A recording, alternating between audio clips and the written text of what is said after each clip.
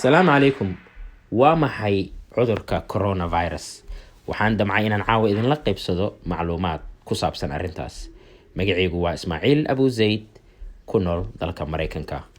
Ma ihi qof caafimaadka ka shaqeeyo, balse macluumaadkan ayaan idin soo aruuriyey. Haddaba, waa maxay coronavirus? Coronavirus waa cudur ku dhaca habdhiska neefsashada. Waa cudur ka mid ah cudurrada virusyada ah oo jirka markay soo galaan muddo ku jiro, markaas kadib oo jirka inta badan qofka difaaciisa xoogan yahay oo jirka difaaciisa ka takhaluso. Qofkii jirkiisa oo daciif yahay ama se cudurro kala qabo ama se qof da' ah ama se qof carruur ah, waxaa laga yaabaa inuu u geysan karo dhaawacaasoo noqon karo inuu qofka ugu dambeyn geeriyoodo. Marka waxaan rabay inaan wax yar idinkaga taabto. Marka waa maxay cudurka? Waa virus. Coronavirus waa virus dilaa ah. Meeqa bari ayuu ku jiraa jirka? waxaa jira la dhaho incubation period. Micnaheedu waxaa waaye waqtiga oo jirka cudurkaada soo galo ilaa iyo waqtiga oo symptoms ama se kugu dhaco ama se calaamadihiisa ka soo baxaan. Waxay noqon kartaa ilaa 2 isbuuc. Inta badan waxay tahay ilaa 5 bari. So qof cudurka hayo aad tagtay, waad salaantay, waad is aragteen, maxay ahayd gacantii aad ku salaantay aad afka la gashay, ilaa iyo meeqa bari oo cudurka kugu dhici karaa. Marka ma la ogo, waxay noqon kartaa 2 bari ilaa 3 4 bari 5 bari, waxay noqon kartaa ilaa iyo 14 bari. micnaheedu waxaa waaye haddaa ilaa iyo 2 isbuuc aysan kugu dhicin, haddii aad tagta meel aad uga shakisneed waxaas oo 2 isbuuc oosan cudurkii kugu soo bixin, 3 isbuuc aad sugtid kugu soo bixin, micnaheedu waxaa waaye waad ka gudubtay xilligaas.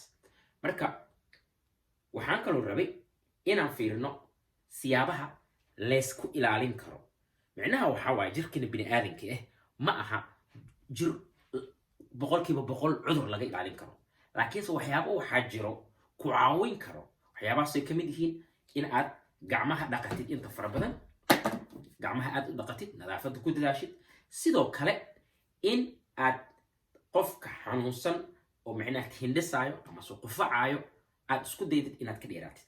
meelaha badanaa wasaqda la iskugu gudbiyo waxaa ka mid ah albaabada markaad furaysid ka digtoonaaw. haddii aad albaab furtid gacantaada u ereysid inaad albaab furtid macnaha musqulaha meelaha ee badanaa waxaa la isku dayaa warqad yariiso xaashidan maxay ahayd wejiga lagu tirtirto oo la dhaho maxay ahayd paper towelka. isku day inaad qayb yar soo goosatid oo aad ku furtid, hadhowtiina aad ina isku laalaabtay adigoo dhinaca aad ku taabatay albaabka aanan taabanaynin aa meel qashina si tartiib ugu ridid. haddii uu albaabkaasoo kala qabo albaabada qaarkood oo ku furmo electronic ku furmo, isku day inaad isticmaashid oo amase aad xusulkaadoo kale aad jag ku siisid. kollaytaba gacmaha sacabahaas calaacalaha oo u badan wax lagu kala gudbiyo waa dadka isku salaamaan, micnaha dadka wejigooda ay la galaan. micnaha xusullada iyo isticmaal haddaa isticmaali kartid, albaabada aad ku furi kartid. sidoo kale haddii aad yahay albaab la riixi karo, lugtaada camal inaad ku riixdid oo sidaasoo kale aad ku furtid.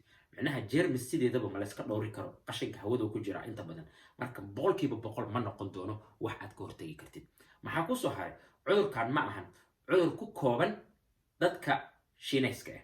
cudurkan ma aha cudur waddan gaara ku kooban. hadda wuxuu marayaa wax la dhaho pandemic waxaa waaye marka oo cudurka ka gudbo hal waddan, markii uu baaho adduunyada ku baaho, markii ay noqotaa cudur la ogaan karin meesha uu joogo.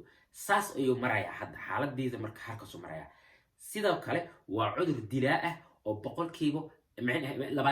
20 jibaar kusoo laba jibaarmo cudurrada la nooca ah, cudurrada oo la dhaho micnaha virusyada noocaas oo kale ah sida fluga ah. cudurkaas 20 joor oo ka dil badan yahay. marka waa cudur khatar ah. dabcan ma aha sida ebola oo kale uu ka yar yahay alxamdulilah, laakiin wuu ka fidi og yahay. marka taasna waa khatar la iska ilaaliyo ee u baahan tahay. sidoo kale ka digtoonaaw maxay ahaatay dadka in aad maxay ahaatay ku cunsuriyeysid. haddii aad aragtid dad oo ah eeshiyaan ama se dad wadamo gaar u dhashay, ha ku cunsuriyeynin.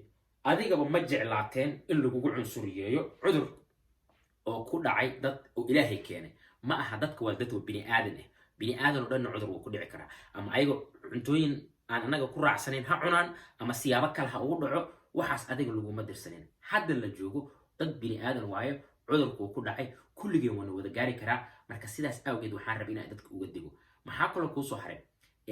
haddii aad adiga maxay ahayd aragtid qof hindhisaayo saas oo kale si ilaali ku dhahay adiga haddaad hindhisaysid adiga haddaad hergab ku hayo isku day ina ama gacanta saan meel u saaratid sii jeesatid maxay ahayd haddii oo diifkaada badan yahay adiga aad iska shakisid dhaqaatiirta la xiriir maxay ahayd waxay u badan tahay inuu hergab iska caadi yahay wadamada uu ku baahday oo si fiican ugu baahay waxaa ka mid ah shiinaha iyo jabaan oo dad xoogaa ilaa xoogaa dad maraakiib kasoo degay ah kuuriyada koonfureed iiraan iyo itaaliya haddaad ka baxsan tahay wadamadaas micnaha inuu kugu dhaco aaday u yar tahay micnaha xisaab ahaan celcelis ahaan aaday u yar tahay marka ha ka walwalin ilaaha keeno ilaahay ka magangal si fiican micnaha maxay ahayd ilaaha uga bari inuusan gaarsiinin ilaaha naga baari naga dhaafo ma aha cudur lagu farxo cudur markuu soo galo fidna markay soo gasho hal qof kuma koobnaanaysa ee qof kasto ay saameyn kartaa marka hadalkan wuxuu ku socdaa dadka walaalaha oo Soomaaliyeed meel kasta ay joogaan